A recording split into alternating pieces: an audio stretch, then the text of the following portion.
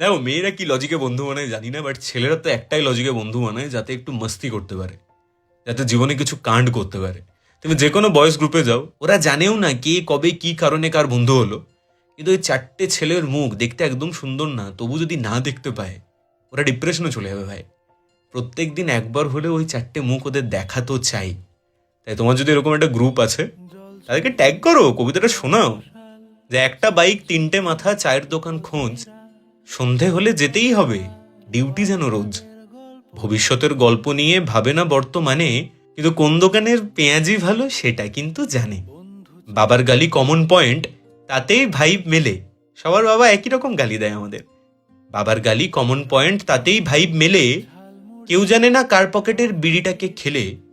একটা বিড়ির পাঁচটা মালিক, হিসেব খাতায় ধারে। গালি দিলেই বন্ধুত্বের ডেন্সিটিটা বাড়ে। বন্ধুর ক্রাশ বৌদি মোদের, বন্ধুর ক্রাশের দিকে আমরা তাকাই না।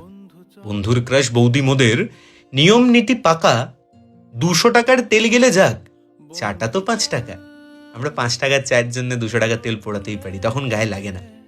সম্মানে সব বাবার মতো, তাই বাবার নামেই ডাকি।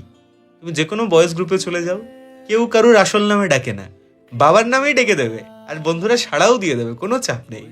সম্মানে সব বাবার মতো, তাই বাবার নামেই ডাকি। ধারের টাকা মেটাতে হলেই ভীষণ রকম ফাঁকি, কিন্তু পড়লে ফাঁকে দিই না ফাঁকি। সবাই পাশে থাকি, কারণ ভাইটা শুধু মুখে নয়, আমরা হৃদয়ই থেকে ডাকি। আমরা কোনো বন্ধুকে বন্ধু বলি না, ভাই বলে ডাকি। একটা ভীষণ দামি জিনিস দেখবে, রাত্রি 3টের সময়ও যদি কোনো বন্ধুর বাড়ির কোনো বিপদ হয়, আমরা সবাই মিলে হাজির হয়ে যাব। তখন কিন্তু কিছু আটকায় না আমাদের, কারণ বন্ধুর বাড়ির লোকের কাছে আমার থেকে ভালো ছেলে তো আর কেউ নেই, তাই না? তো যাও, তোমার বয়েজ গ্রুপের ছেলেগুলোকে একটু মেনশন করে দাও, ওদেরও একটু খুশি করে দাও। সারাদিন টোটো করে যাদের সাথে ঘোরো, একটা কবিতা না হয় তাদের জন্য।